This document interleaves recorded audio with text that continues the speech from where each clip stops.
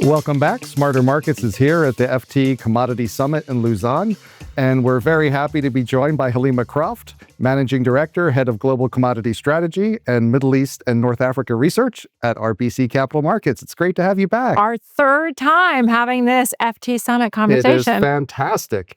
And each time there's usually something interesting going down or about to go down. So I'm always glad to talk geopolitics. Where do you start? Where do we start? I think one of the big question marks of this entire conference has been, what does President Trump want when it comes to energy? And I think that's an interesting conversation to have, because on the campaign trail, he talked about $50 oil, unleashing American production. Can you unleash American production at $50? And then he talks about potentially, really taking a tough line on American adversaries. So we've had the return of maximum pressure. We've had new sanctions on Iran announced last week on teapot refiners.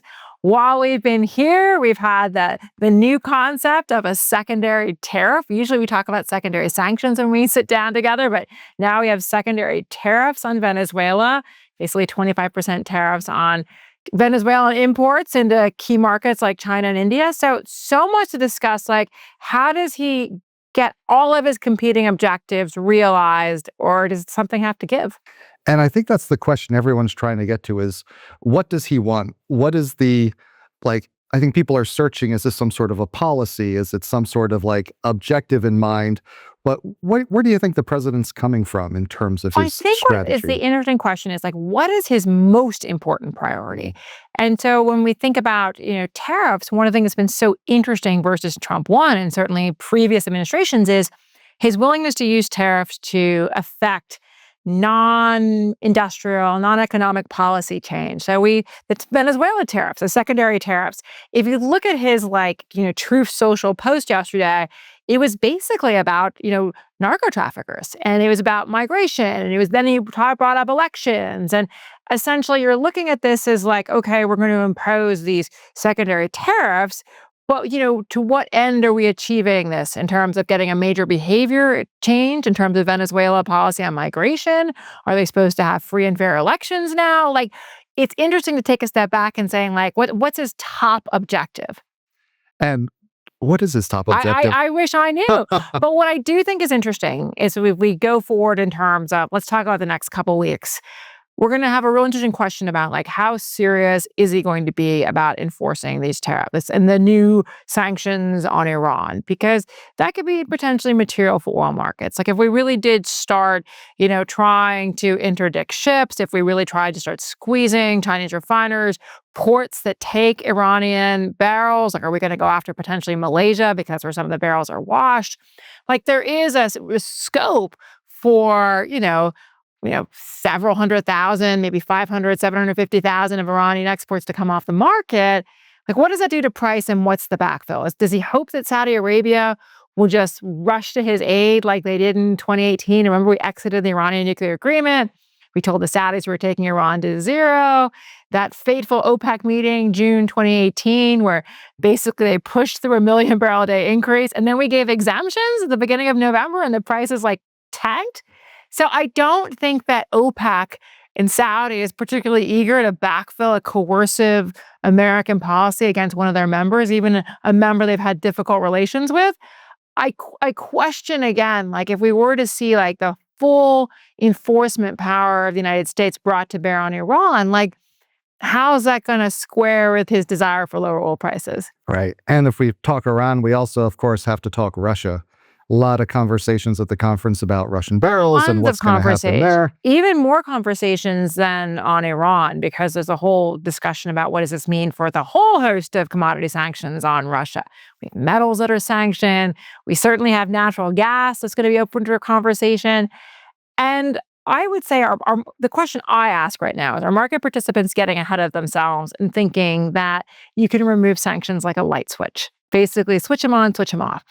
And the thing I think is important about Russia, same thing with Iran, is that we've had this sanctions architecture evolve almost like a spider web. And we've had, successive governments and entities layer on sanctions for years. I mean, the really big congressional sanctions came to play in the United States after the invasion of Crimea, which were then limiting Russia's ability to access capital markets, not like we saw in 2022, but still significant sanctions. And so the question is Russia looking for everything to be removed? Who's going to be able to do it first? The Europeans are not necessarily on the same page as the United States when it comes to Russia. I think they fear Russia far more than the United States does. There's an immediacy about the Russian threat that is not really felt in the United States at the moment. And if we want to think about what are the most coercive sanctions on Russian energy, largely they were done by the Europeans. And so the question is, can the United States compel Europe to, for example, lift the 6 package of sanctions, which includes the seaborne oil import ban, the services ban? Really not clear that we're not holding a Yalta conference. So it's not clear that we can convince them to do that. So I think you could have a fragmented sanctions removal process if we do indeed get a ceasefire. I could see the United States moving to vacate sanctions done by executive order, but even some executive order sanctions, including the 11th hour Biden energy sanctions that targeted, tons of tankers and trading entities, like those repeal of those require congressional review. And so it's not even clear he can just do it with a stroke of a pen, auto pen, real pen. So, not clear that that's an immediate removal. But there are things he can take off pretty quickly. Yeah, and I know it's thinking back to other conferences, other years, kind of a common refrain has always been, well, we just want certainty from policymakers. That's often what you hear the business side say. Now we're in an environment where anything could happen. No, and President Trump, I think, prides himself on being disruptive. I mean, This is a much more disruptive first couple months in office than we saw with Trump 1.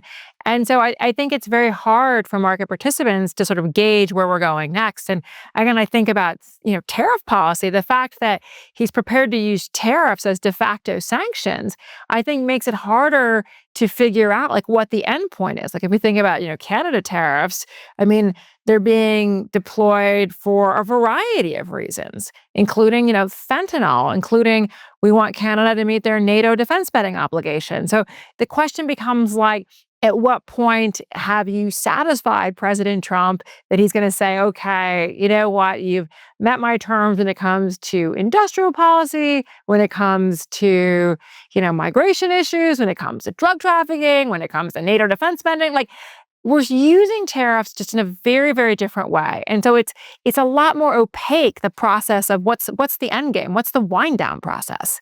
And what would your advice be? There's lots of traders in the conference, lots of people trying to manage risk in these markets in a period where there's so much uncertainty and the end game is so unclear.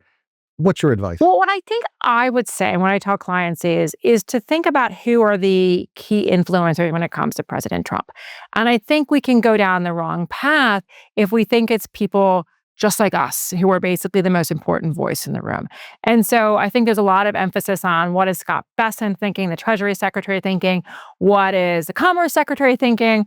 And I say it's important to know what Stephen Miller is thinking, because Stephen Miller, the Deputy White House Chief of Staff, I mean, he has such an outsized role in setting the policy agenda for President Trump. I mean, he was even on that, Signalgate conversation. He seems to be in every important room, and he was with President Trump in the first administration. He stuck by his side during his 4 years out of office. And so I think it's important to also think about, like, what is the worldview of Stephen Miller, and how does he shape the conversation for President Trump? Thanks so much, Helima. Always great to have you come by. Thank you.